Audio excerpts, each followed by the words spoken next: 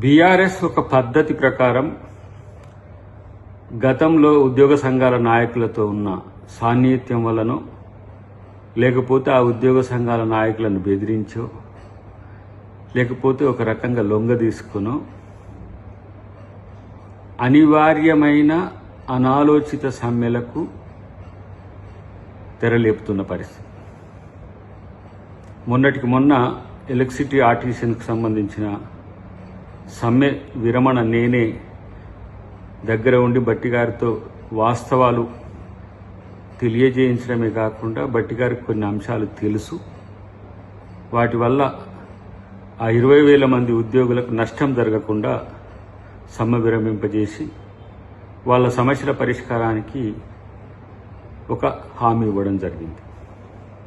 అయితే అక్కడ ఎవరైతే ప్రధానమైన సంఘాలుగా పిలువబడేవన్నీ కూడా వాళ్ళను సమ్మెకు ఎగదోసి వాళ్ళు వెనుకకు పోవడం వల్ల ఆర్టిజన్స్ నష్టపోయే కాదు డిలీషన్కు మీన్స్ డిస్మిసల్కే దగ్గరికి వచ్చిన పరిస్థితుల్లో వాళ్ళని కాపాడుకోవడం జరిగింది ఉప ముఖ్యమంత్రి గారి యొక్క సహకారంతో.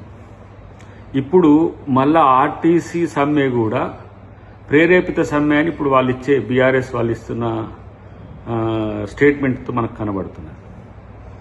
ఆ రోజు 40 రోజులు పైచిలుకు నిరసన జరిగితే సమ్మె జరిగితే ఆర్టీసీని పూర్తిగా ప్రైవేట్ పరం చేయాలి, ప్రభుత్వంతో డీలింక్ చేయాలనే ఆలోచన చేసినప్పుడు కాంగ్రెస్ నాయకులు, విపక్షాల నాయకుల్లో కమ్యూనిస్టులు, ఇతర ప్రజా సంఘాలను కలిసి ఆ రోజు వారికి మద్దతుగా నిలిపితే వాళ్ళ మెడ మీద ఉన్న కత్తిని పక్కకు తీసింది కేసీఆర్.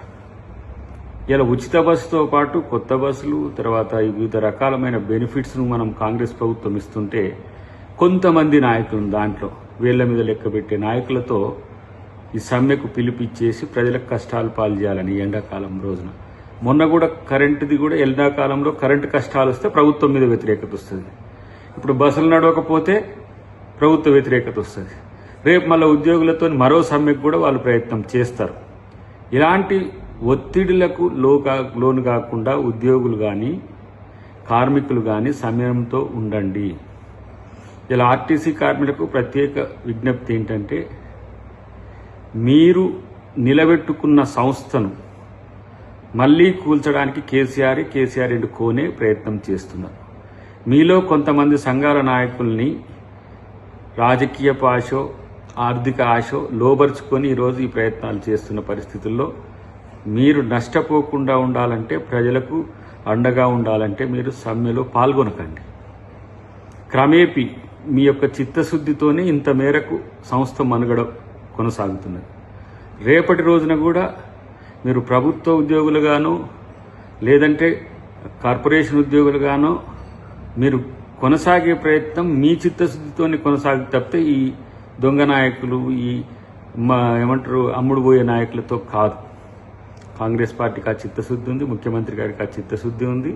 రేవంత్ రెడ్డి గారితో పాటు పొన్నం ప్రభాకర్ గారు మీకు అండగా ఉంటారు. మేమందరం కూడా మీకు అండగా ఉంటాం. ఇలాంటి పిలుపులకు, వీళ్ళు ఇచ్చే రాంగ్ కాల్స్కు మీరు స్పందించకండి. రేపటి రోజున కూడా మళ్లీ ఉద్యోగులు కొంతమందిని రెచ్చగొట్టి వంతుల వారిగా ఇదొక పద్ధతి పెట్టుకున్నారు. కేసీఆర్ బయటికి రాడు కానీ ఇంట్లో కూర్చొని నల్లికుట్లో లెక్క కుట్రలు చేయడంలో మంచి నేర్పరి.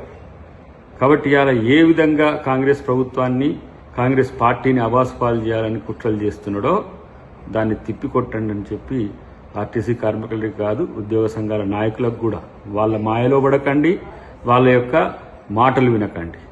ఎందుకంటే ప్రభుత్వానికి మీరు వెన్నెముకగా ఉన్నారు. మిమ్మల్ని కాపాడుకునే పరిస్థితి ప్రభుత్వానికి ఉంటుంది.